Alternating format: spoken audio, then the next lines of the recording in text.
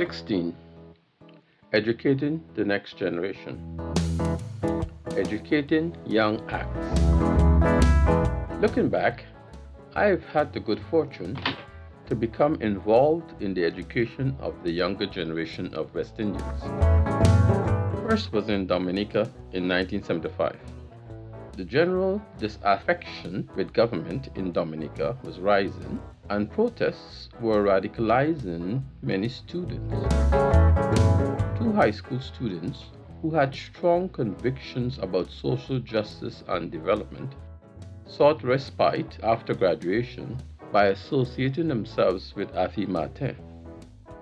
They became more involved in the activities of ACT in Dominica, particularly with the Dominica Farmers Union and the Farm to Market Initiative. We knew, however, that their future lay in furthering their education at the tertiary level. Our educational initiative was spearheaded by Winston Carew, a former Cornell University graduate in agronomy who had formed a company called Agricultural Teams. ACT Teams was providing technical support to farmers in rural Mississippi. I am not sure how he did it, but Winston was able to obtain 2 scholarships for Neville Graham and Bernard Dinard, our student acolytes, to attend the East Mississippi Junior College in Scooba, Mississippi in 1977. As this was a 2-year college, by 1979 we were faced with the task of transferring them into a major university in the USA. It was springtime in New York City. ACT had developed strong ties with a funding agency there. An older member of that agency's staff, who had always acted as our inside person championing our proposals, was about to retire, and we thought that we should express our gratitude by taking him out to lunch.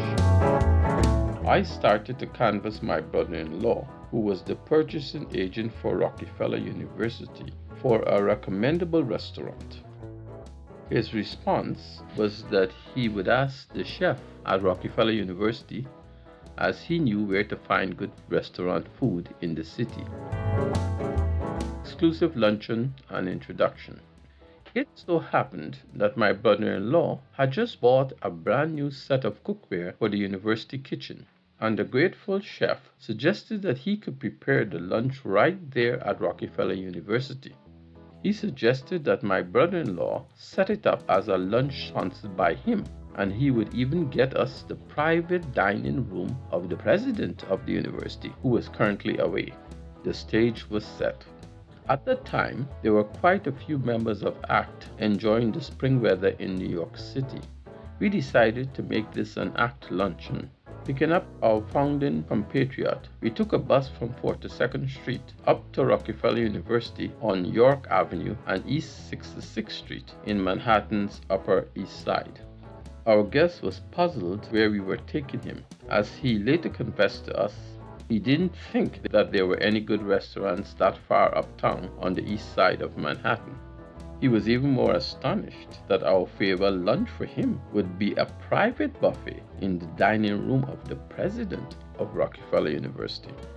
During the conversation, he inquired about our program for the coming year.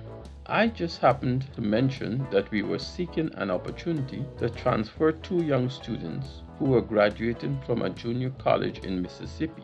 He gladly volunteered to put us in contact with his close friend, the Dean of Admissions at Rutgers University in New Brunswick. The next week, Athi Mate and myself were off to meet with the Dean of Rutgers University. This encounter turned out to be more fruitful than we could have ever imagined or designed. I had no idea what image our funding colleague had relayed about us, but it was surely one of high esteem. The dean took us on a walking tour of his school, pausing to greet students personally, as if to show us how much in touch he was with the student population. It was already June or July, and we told him that we were trying to get these students into school by September. He calmly looked at us and said, "That should not be a problem. After all, I am the dean of this school." Our young ACT members were immediately admitted to Rutgers University and proceeded to graduate from that prestigious institution with bachelor's degrees within 2 years. Student visits to my organic farm. Back at home in Trinidad, I had purchased 5 acres of land in the Santa Cruz Valley in 1991. My dream was to retire to my own organic farm.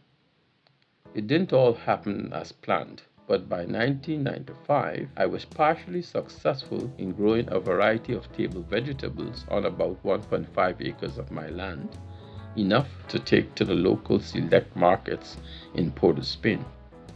At first, we were marketing every Saturday at the flowers market run by the Horticultural Society in St. Anne's. Later on, I started to market closer to my production in the green market created by Vicky Acevera and Wendell Motley in Santa Cruz. My mentor, Andrew Royer, had imparted enough farming techniques in me to make my farming venture a success on its own. Soon after, I was entertaining students from different educational institutions on their farm field visits. We had the 5th form class from St. Francois Girls' School in Belmont, the 4-H clubs, and the university students from the Department of Agricultural Extension UWI. I also lectured to students in the Crop Science Department of the UWI and attended different conferences held by the FAO to promote organic agriculture in the wider Caribbean. My first direct lecture to students was given to the Eastern Caribbean Institute for Agriculture and Forestry, ECIAF. Nigel Grimes, a UV graduate for whom I have the highest respect, was teaching there. He had an amazing capacity to maneuver within the bureaucracy, managing many external projects and becoming special advisor to a changing flow of agricultural ministers from different political parties. He finally became one of the youngest CEOs of a company operating a large estate, Carney Green Limited. There, Nigel sought to transform some of the Carney sugar lands into short-term crops for exports.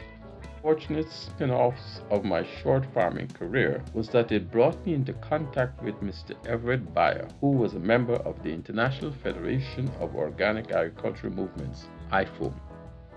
IFOAM was the worldwide umbrella organization for the organic agricultural movement with close to 800 affiliates in 117 countries.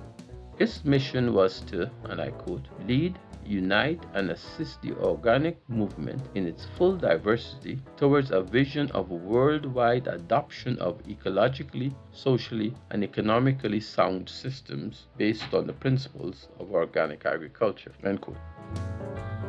How Bayer got involved in IFOAM, I really don't know, but he had strong ties to the leadership. For instance, he got IFOAM to feature the Caribbean on its magazine, with my farm being the cover story. He also connected me with all of the IFOAM publications, from which I was able to produce a compendium of 56 one-page organic farming tips for Trinidad farmers.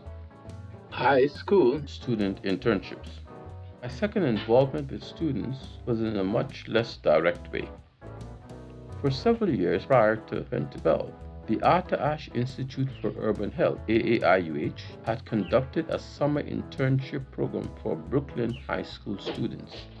This program introduced them to skills of conducting research in collaboration with a local community-based organization on issues relating to public health. The head of this initiative was Dr. Ruth Brown, then CEO of the AAIU, and her deputy, Dr. Marilyn Fraser. Ruth happened to be my cousin, so when they decided to introduce such a program in Trinidad and Tobago, she encouraged me to participate by giving the students a lecture on agriculture and the environment. This became a standard call for the 4 years of the program in Trinidad, 2012 to 2016. The internship comprised 4 weeks of research with the active support of a local community-based organization. During that time, students would attend 6 sessions with invited speakers. This was the only case I knew of where high school students in Trinidad and Tobago were encouraged to conduct research focused on public health and environmental issues. Youth organization spared no expense in empowering these very young students to tell their changed narrative. At the end, they were assisted in preparing a poster exhibit of their findings, which included an abstract, introduction and hypothesis, methodology, graphic display of results, and discussion and conclusion. I can't help imagining what strategic space this exposure created in the lives of those young students. Seeing students from urban and rural schools and Tobago making a presentation of their research findings in such precise terms was the most encouraging experience in social education. Study tour by registry officials in 2009. Just to mention one more incident. In 2009, a group from the Estate Management and Business Development Company, EMBD, of Trinidad and Tobago visited Wisconsin to learn about various aspects of modern land management. This observational tour was organized around discussions with affiliates of the Land Tenure Center and included field visits showing how land was managed in various contexts. This occurred some 10 years after I had coordinated a team from this very center in the first major land administration project in Trinidad and Tobago. Someone in the EMBC must have been exposed to our intervention at that time. I was not there for this visit, but I was happy to know that they would be exposed to many worthwhile ideas, such as how the LTC learns from the history of land settlement and land distribution in Wisconsin with state, federal, and tribal interests in land management. The evolution of public policy and programs affecting land use, with particular emphasis on environmental policies.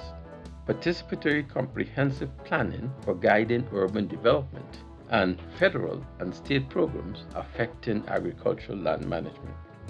Wisconsin is one of the states in the USA that has an active indigenous peoples organization, the Menominee Nation.